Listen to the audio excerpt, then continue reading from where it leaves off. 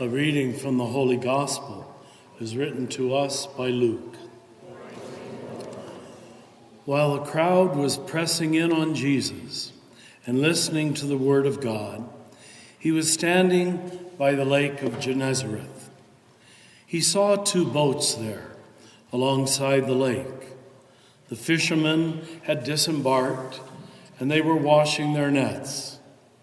Getting into one of the boats, the one belonging to Simon, he asked him to put out a short distance from the shore. Then he sat down and he taught the crowds from the boat.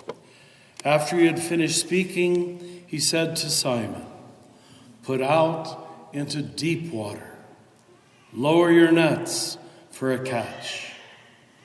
And Simon said, "But Master, we've worked hard all night. We've caught nothing. But at your command, I will lower the nets one more time." When they had done this, they caught a great number of fish, and their nets were tearing. They signaled to their partners in the other boat to come to help them.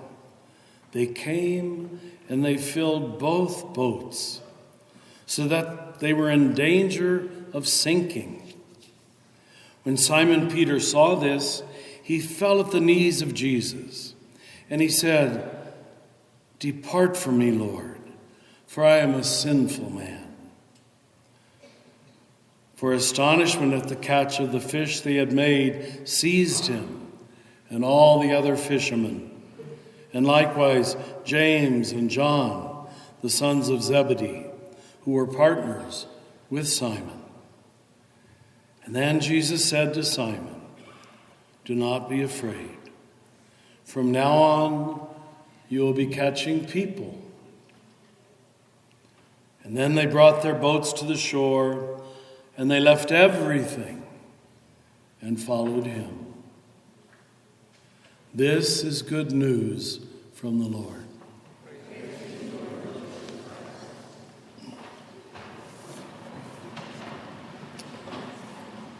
Well, let's see if we can make just a little meditation out of this. You know, we have to learn to look for symbols.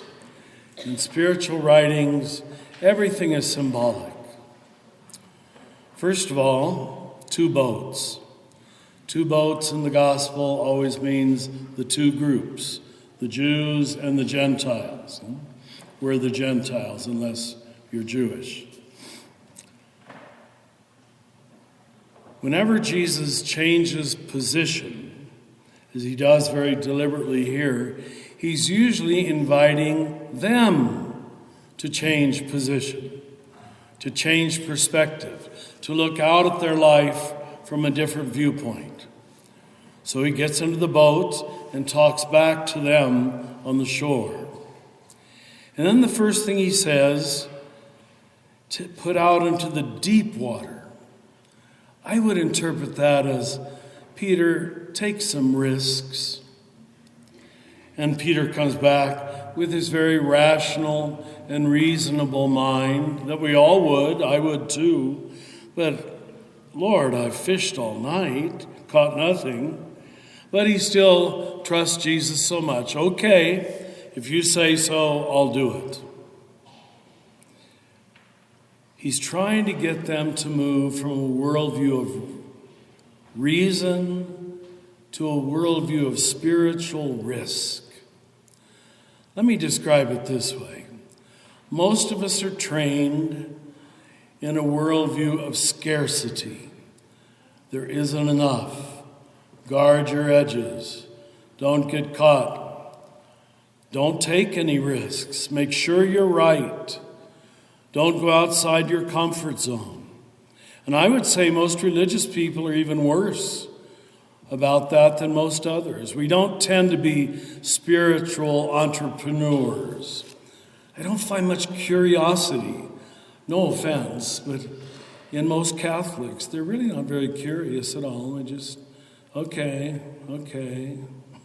Business as usual. It's very disappointing, really. So I'm only saying that to invite you to launch out into deeper waters. But see, deeper waters always mean there's a lot that's invisible, that you can't see, that you're not sure about. Most of us like to stay in the shallows, where there's no risk, there's no surprises, there's also nothing discovered, there's nothing new. But they took the risk, and they filled both boats. Both the Jews and the Gentiles began to come in great numbers. Now, when Simon Peter saw this, he gives a response that probably I would give too. When you're in the presence of greatness, people who are just way, way beyond you, you should feel, and you usually do feel, unworthy. Where have I been all my life?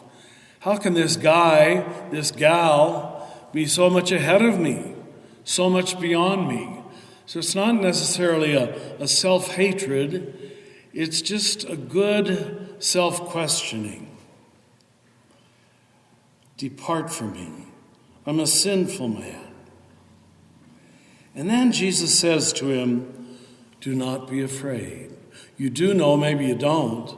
That phrase, do not be afraid, is the single most common phrase in the entire Bible.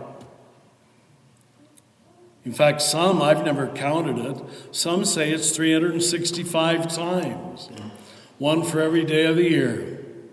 And yet I find most Christians very fear-based people. Afraid God doesn't love them, afraid they're not going to heaven, afraid of other races, afraid of other religions, afraid of other genders, all saying God told them to be afraid. Well, here you have God telling you not to be afraid. I think he's telling Simon Peter, don't be afraid of who you are. Don't be afraid of what you've just done. Don't be afraid of yourself. Look what you just did by taking a risk.